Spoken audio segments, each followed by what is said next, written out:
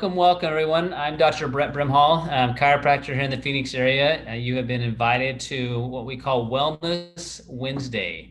Something we started a few months ago, and it's a place where we come together to focus on different topics that are important for people's health and wellness, and invite friends and family to hopefully get some of their questions answered. So I appreciate you guys being here from all across the country and even other countries. And one thing that I've known for a long time is that we need a place to gather where we can gather and get good information and try to help each other out. I've found it very interesting that specifically about exercise, people are always more successful when they exercise with other people. And so I've seen that same thing be true in pretty much everything in life, whether that's in schoolwork or whether that's in business. So appreciate you each being here. This time of year is the holidays, right? And so I want to talk tonight about, and really just have a conversation really about the holidays, about the things that are going to affect your ability to stay healthy through these holidays. And so today, even on my Facebook story, I talked about the things that stress us out the most. All right, so I want you to think right now in your mind, like, what do you go to bed thinking about? What wakes you up at night when you're not sleeping? What are those stressors, right, that tend to do that? And my experience is there's several things. One is financial stress. Very commonly is something that's always top of mind. Another one is relationship stress. And that can be relationship within a couple or within a family, and raising kids, or maybe raising husbands in my wife's case, right? Or husband, not husbands. So some of that can be health related or illness. These are different stressors that we experience throughout our life. And my experience is those are the top three: health, finances, and relationships. And it's really, a lot of us aren't successful at those particular things because we haven't been taught, right? Everybody's been through some type of school, and imagine going to school without a teacher. Like, imagine going to school and there's no teacher there, right? So Nancy's been a librarian forever, right? So imagine going in a library and trying to find a book and there's no organization to that. Like, how would you ever find what you're looking for? So here on this Wellness Wednesdays, these are designed to help us gather and get good information, right? And so what I want to talk about tonight is the idea of where are you getting your information from, and then learning to be kind to yourself, right? I saw an individual today struggling with their health, and they've been to multiple physicians. She came in, she's very young, she's 38. She's just had a miscarriage not too long ago, plenty of stress in her world, and she's referred in by a friend, and she's a professional, right? Had a lot of schooling, yet she's had this condition where her joints have been hurting her for several years. And so she's taking over-the-counter medication to try to not feel the pain. And it's just getting worse, right? Does that scenario sound familiar to anybody? And here's a highly educated person that this is the normal, right? Good, bad, or indifferent, this is the normal. Because we're taught something that when we feel something, we're not supposed to feel it. We don't want to feel it, so what do? Right? You take something so you don't feel it. So the concept I really want to get across tonight that we're going to kind of carry throughout this month is understanding that how the body's talking to you and what you should do about it. So when your body is giving you a symptom, that means there's a system struggling. Right? So when you have a symptom, your body says there's a system that's struggling.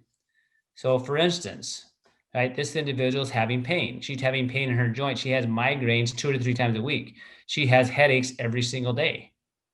So her body's talking to her. So since she's having pain, she takes something so she doesn't feel the pain, which is like an Excedrin or an Advil or whatever it might be. The question should be, why are you having the pain? What is causing the pain, right? And what control do you have over it? So imagine if I'm standing next to you and I'm poking you in the shoulder, like poking you in the shoulder over and over again. What would you do? Well, I'd hope you'd whack me. Like, I really did. Like, what are you doing? Quit poking me, right? Right? Or would you take an Advil? Or would you take an Excedrin? Right? Or would you cut that? Or would you cut the shoulder off so you don't feel it? All right? No, I'd be kind of silly. Like, we wouldn't do that. So when you're feeling a symptom, ask the question, what is the body trying to tell me? Like, what is causing that symptom? And most of the time, it's not a lack of a medication that's the problem. It's a lack of awareness. It's a deficiency in a system. So let's go back to our three examples. All right. Financial stress. Can financial stress lead to physical pain? Have any of you not been able to sleep good because you're worried about finances? Have any of you had a headache as you're looking at taxes? Right. So that's an emotional worry dealing with finances that's giving you physical pain. And if it stays there long enough, you can get physically sick, or you can want to like end it, right? Have you ever heard somebody that committed suicide because they had so much distress that they didn't know how to have a way out that they ended it? Okay. So maybe part of the problem with the financial stress in the world is people haven't been taught how money works. All right. We all can make money, right? But not everybody knows how to spend it.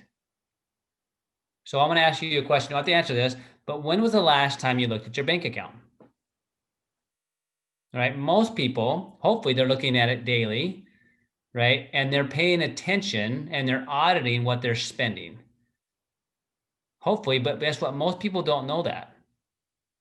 So if you're struggling in an area, whether it's financial or in relationships or in health or illness, we need to maybe ask different questions. Is maybe the things that I've been taught aren't really working for me. And it's not because, it may not be because you're not smart enough. Most of the time it's not. It's most of the time you just haven't been taught correctly.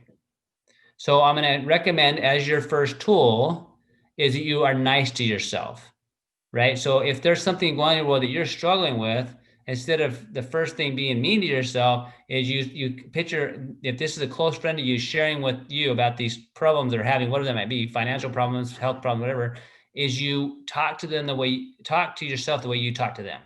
Hopefully you're nice to your friends. Okay.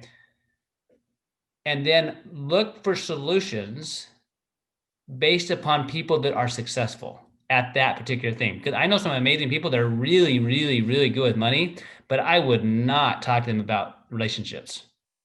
I just wouldn't do it. Like there's not that there. Or there's some really, really financially well-off people have pretty good relationships, but their health is horrible. So consider the information you're getting and look at that. And one of the things the second thing I want to give you as your take home is look at the 5 people you hang out with the most. The 5 people you hang out with the most. And look at their bank accounts, not that you're going to look at them, but where are they at financially? How are their relationships? And how is their health? And if their health or finances or whatever are where you want to be, then I would be there with them. But if they're not, you want to look for other friends to be around too that will help you become like them. All right. Because the bottom line is that being healthy is not a mystery.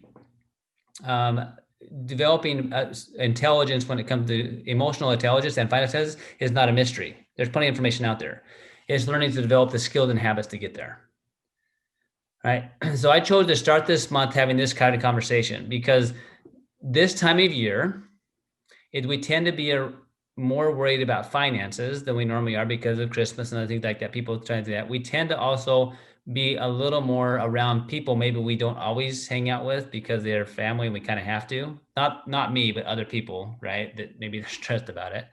And we tend to maybe do things to our body's health through what we eat more than we shouldn't, whether that's your Christmas cheer or your Christmas cookies, right? That creates a stress on your system. And health is not really a mystery in that health is very much like a budget. You make money and you spend it. All right. So if you're taking and you're spending a lot and making a little, you're going to be in debt. And when you're in debt, you're going to be stressed out. You're not going to sleep good. Okay. Your health is no different. So the only choice with health or money is you got to make more, spend less, or both. So health is no different. Your body wants to get better. So we want to do the habits, right? Do the habits that allow you to. So for instance, if I'm looking at a health budget, me taking the right nutrients is paying myself. Okay. Me getting adequate sleep is paying myself. Me doing something kind for myself is paying myself. Me eating good live nutrition food is paying myself. All right. Not sleeping is removing money. Taking on more than I should is removing money. Eating crappy food is robbing me, right? So I want you to look at that, because here's what I see happen. People, they start doing some right things, but then they end up doing more, and you're still at a net zero. Like, you still aren't making any. You're not giving your body a chance to repair, because your body wants to heal. It wants to repair. It's designed to do that. We just have to understand that this game is going on within our bodies all the time. So this individual, starting back to the story. So as a physician, right, my job is to fix her, right? Do this. No, my job is to help her help her. So guess what I did today? We talked about what stressed her out. Talked about how to help her understand what her body's really saying and what it's doing. Right? I taught for her biggest stress is some relationship stressors right now. Okay? So we started there. And we put her on the right vitamins and minerals and activators to start healing the processes that are struggling. Why there? Because I want to give the body what it needs while we slowly start working on the things that are causing the deficiencies. All right. So I want to give her body what it needs. I want to ramp that up. It's so much easier to give people the right nutrition, the right vitamins and minerals, that is the takeaway of food to start with. Okay. Because people are using the food as their medication to numb themselves. So it's much easier to give them the right nutrients to start with, to activate their body's healing responses, while we then say, okay, now let's go through and say, what's the biggest stress I want? So I gave her a skill set. I said, okay, one of the things going on is she can't sleep because she got stuff going through her mind all the time. And literally while I'm working on her, she keeps getting these messages from her ex. Right. So in her head, she can't even relax because her phone keeps dinging, right? Because it's her ex and she's concerned about what he's thinking or doing, right? And I don't know about you, but my wife has what's called a worldview.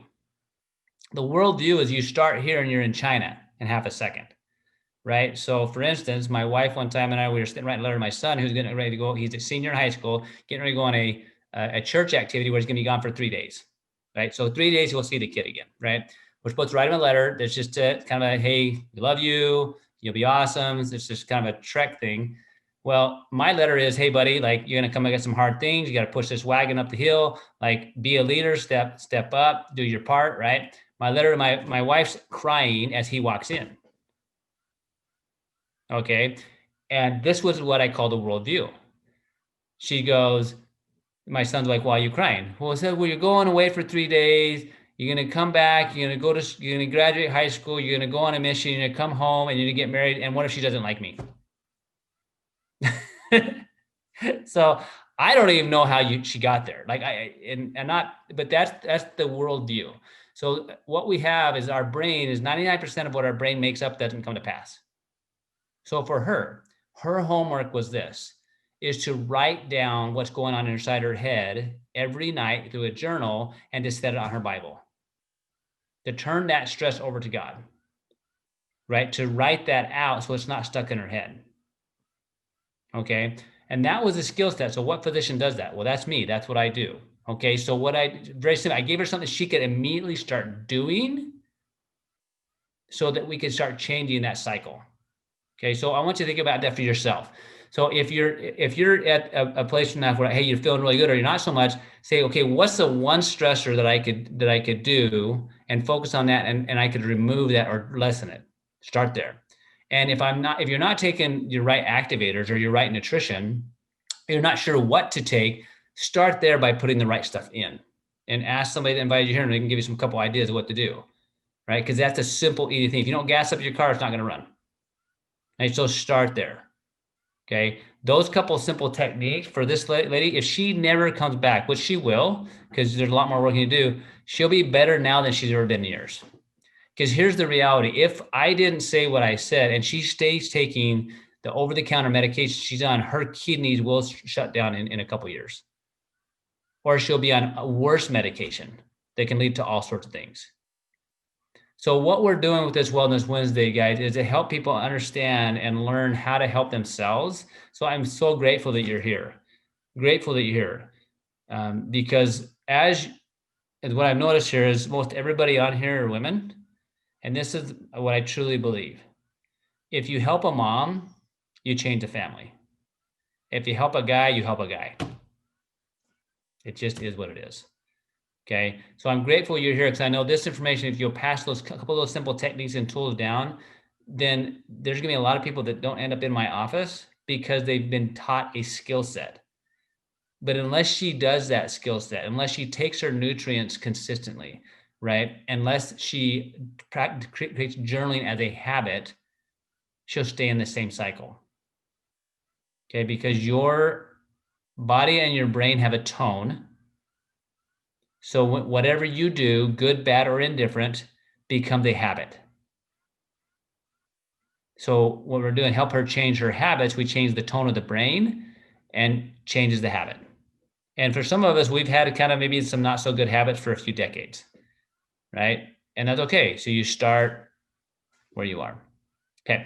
So thank you for hopping on. I'm going to kind of take the recording off, and every Wednesday we'll do this. We'll do this pretty much every Wednesday this month. And our focus is a lot on this, taking those stressors, giving you skills and strategies that you can do to start lowering that stress burden on your body and improving your body's ability to perform.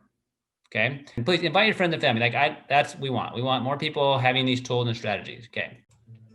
Thank you for joining us for Wellness Wednesday at CEO Luv2Live.